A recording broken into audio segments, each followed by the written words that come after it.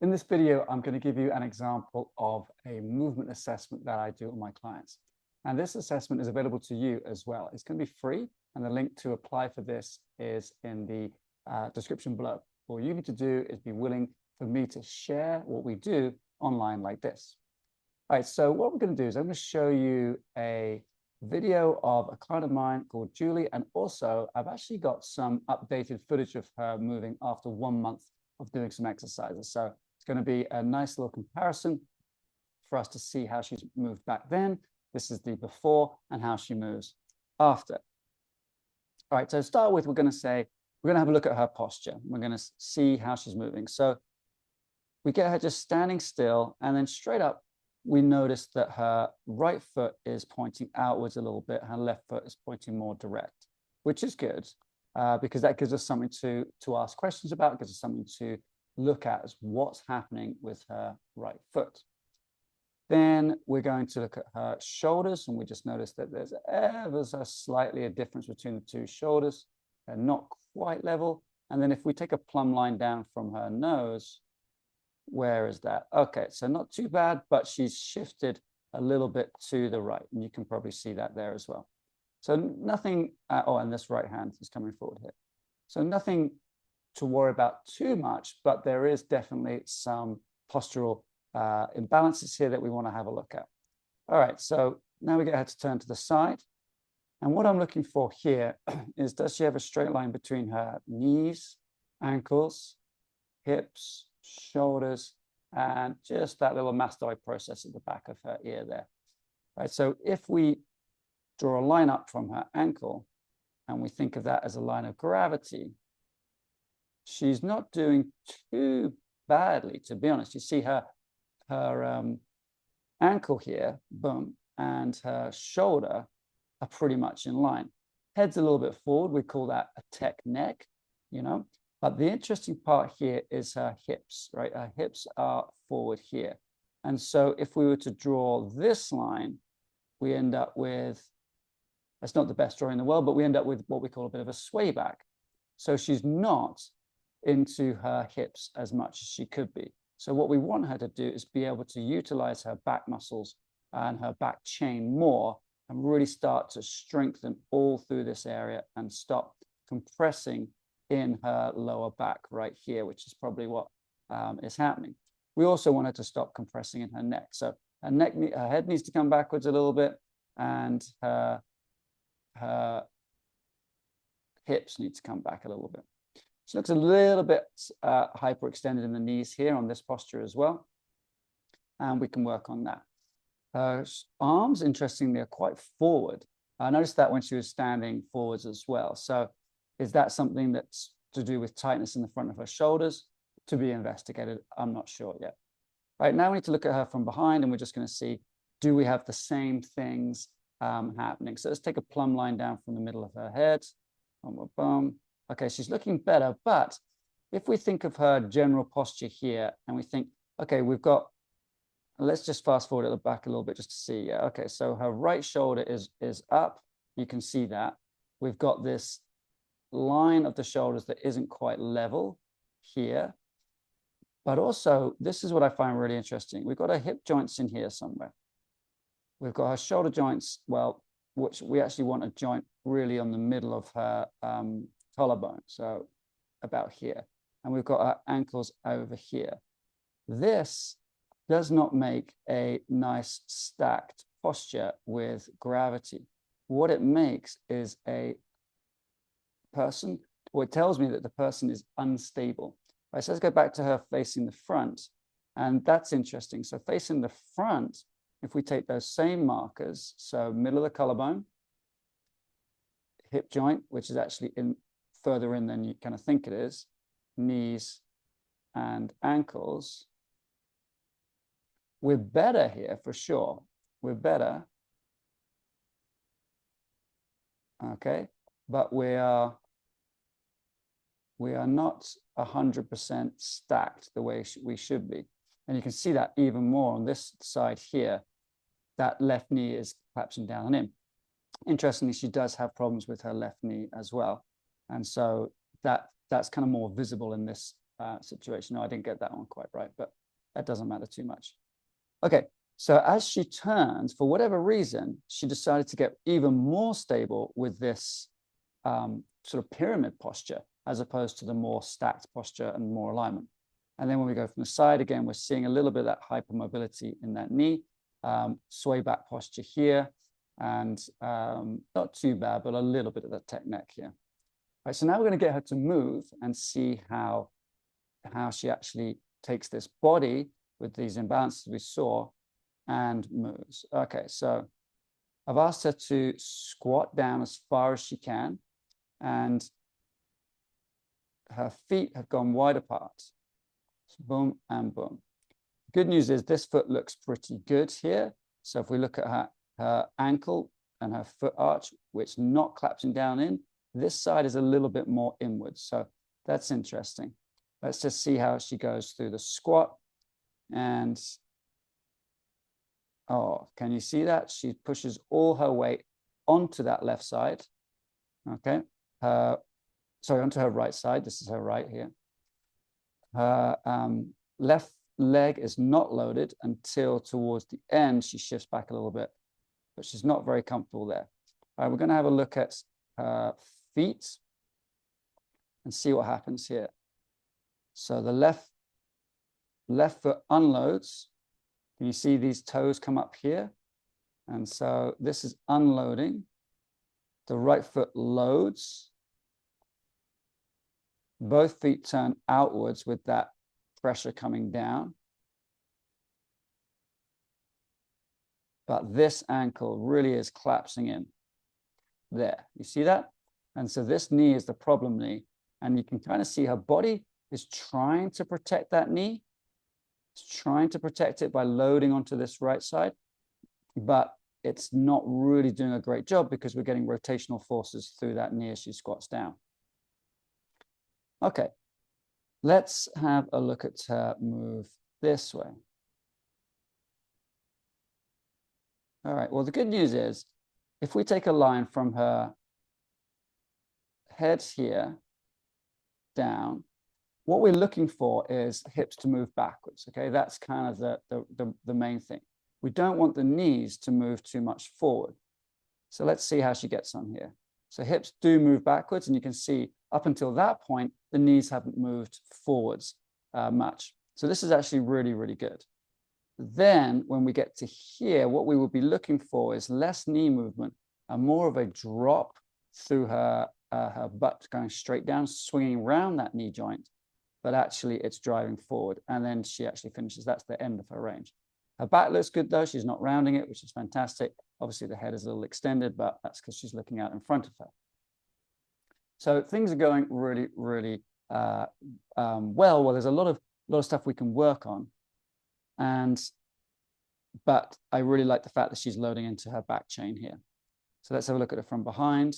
Again, we could just see that shift off to the right, ankle collapsing and down and in. So it's nothing we haven't seen before. Okay, so now we're going to look at her bending forwards so she can touch her toes. And we see, can she touch the ground? You know, how much flexibility does she have? Is she off balance? Where's her head going, you know, with relation to gravity? So she's a little off there with, if you imagine this is her midline here, her head has gone off towards her left. Okay, so she comes back up, no problems.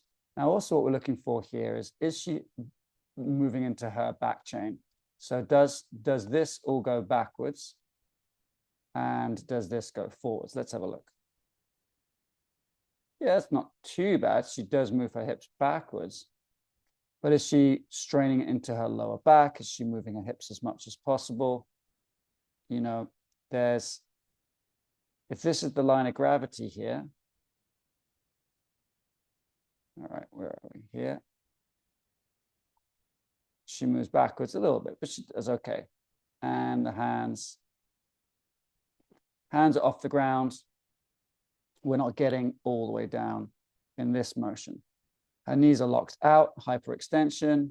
That can be problematic sometimes. So sometimes we get people to do that a little bit differently. And now let's just see how she gets on a month later.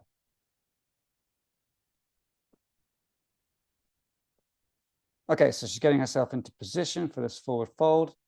Interestingly, we're still seeing this pattern of like the pyramid. So that's something that we still need to work on and clear that out. Okay, but she's sliding her hips backwards, and look, her hands are touching the ground. That's fantastic. Okay, so let's have a look at her from the side. This is going to be the one that gives us a little bit more information. Okay, so we've got this line going up here. And does she move backwards? Let's have a look. Yes, yes, yes. Okay, so she's moving backwards really nicely. Her back is now long through here. And we're getting a toe touch. Let's have a look.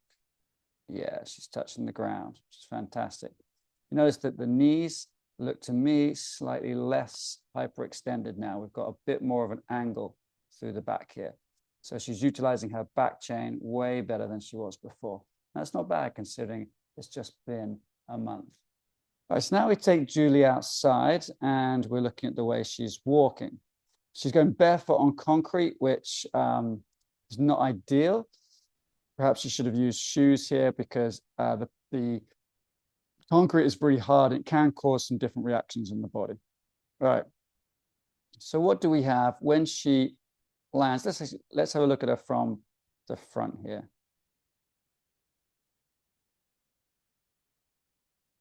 Okay, so on heel strike here, or sort of forefoot landing here, what we're looking for is a pattern that keeps that ankle high, which she is, which is good. But what we don't want necessarily is to have this knee be too far in from the foot. We don't want too much pressure coming onto the inside. Now, with women, they generally have wider hips. And so there's going to be a slight pattern of this, but we don't want too much of it. On this back leg, when we're here, we actually want this kneecap here and this kneecap here and her chest here, all pointing for a moment in the same direction.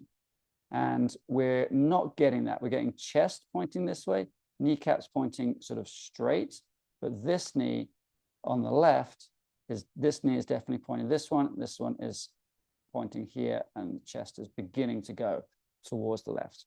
All right, let's follow this through.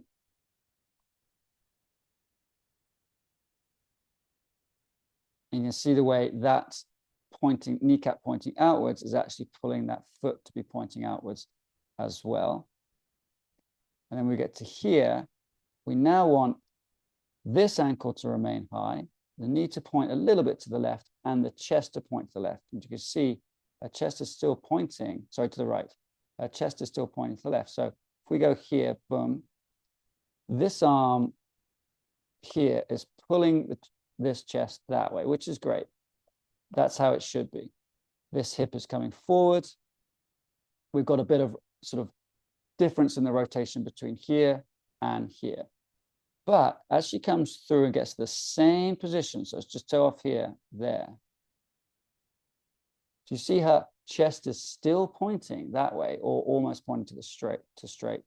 And her chest is pointing this, her hips are pointing this way as well, and her kneecaps pointing straight. So she's not getting a real rotation through her thorax that we would be looking for if she was moving really fluidly. Then we're going to see if her foot collapses down and in. So we're looking at this area here, and it's not, which is good. Just going to take my note taker out.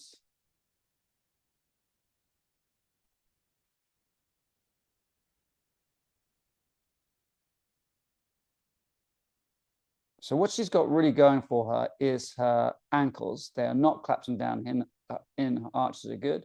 What she hasn't got going for her, if you look at her chest, is the rotation's good towards the left, but not good towards the right. She's got some issues going on there. Then if we go back to her walking away, what we would be looking for here is this back heel lifting up off the ground. And you see the way it's beginning to point outwards, okay? that's causing what we call internal rotation through here. And that is a nice spiral she's getting all the way up through her leg. So that internal rotation will sort of cause that kneecap here to point this way, and it will be the same as this here, kneecap here. So that's good. But do you see how quickly, if we keep going through here, how quickly that spiral just disappears and now turns into a rotation completely the opposite way? And we really want this foot to go from being slightly internally rotated there, okay, to straight. We don't need it to point out to the side and then whip back into the middle. Then with the other leg here, we get the same thing. That's nice. That heel is, well, actually this heel is, so this one on the left here, the heel is going out. That's what we want. On the right side, the heel doesn't really go out very much, but it definitely starts to go inwards. We get a big, what we call external rotation here, and then landing in an externally rotated position, which can cause that heel to, or that ankle to step down and in and collapse a little bit as well. All right, let's have a quick look at her running, because sometimes running brings out these patterns even more. But remember, she is running on concrete. Okay, so we're just going to let this play this through. And she comes back. All right, let's have a look. We're going to get a little closer here. I'm going to look at her feet. Do her ankles stay up? That ankle looks pretty good. That ankle looks pretty good as well. There's a little bit of a collapsing in on this side here, but nothing too much. Now, do you remember we wanted the knees to be pointing the same direction for a split second, which is about there.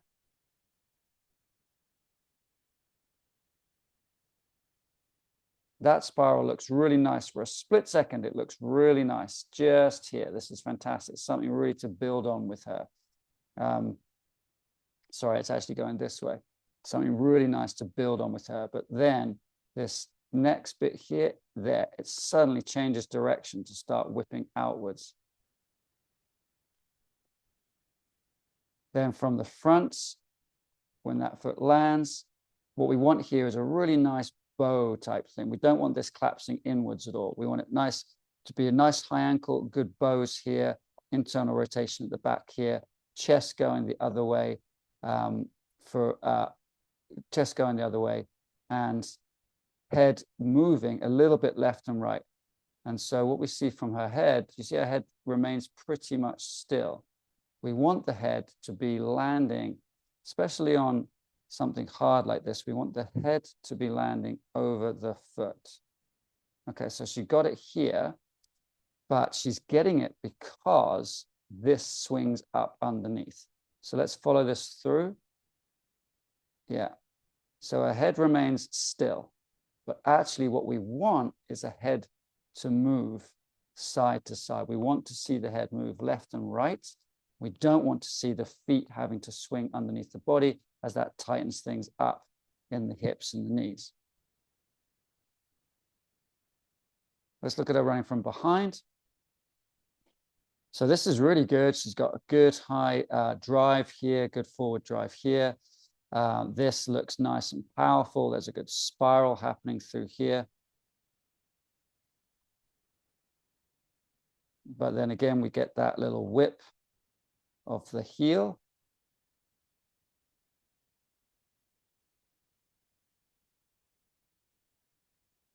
Okay, and also what I'm noticing here is her shoulders don't seem to move that much. Again, okay, so it's a reflection of what we saw when she was walking.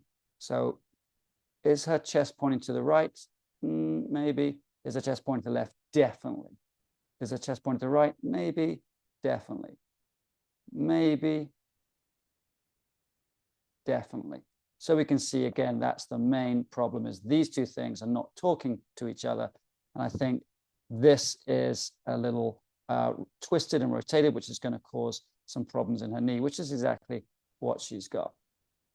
Okay, so that's how I perform a general movement assessment. And I want to do these before and afters to find out whether or not we've got progress in our basic movement patterns of how do you stand, how do you squat forward, also how do you bend forward, and how do you squat, how do you walk, and how do you run.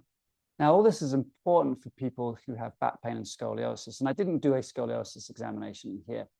But what we will be looking for as well is there a change in your general posture to do with that scoliosis? Is there a change in your movement quality to do with your back pain? Now, if you want me to examine you like this for free, all we have to do is you send me a video of you doing those movements, and I'll tell you how to do that if it wasn't clear on this video. And then we will meet online. I'll take you through your analysis, and then we put the analysis up for other people to see, so that we can start sharing how you change on your journey through the exercises that are specific to your scoliosis and to your body.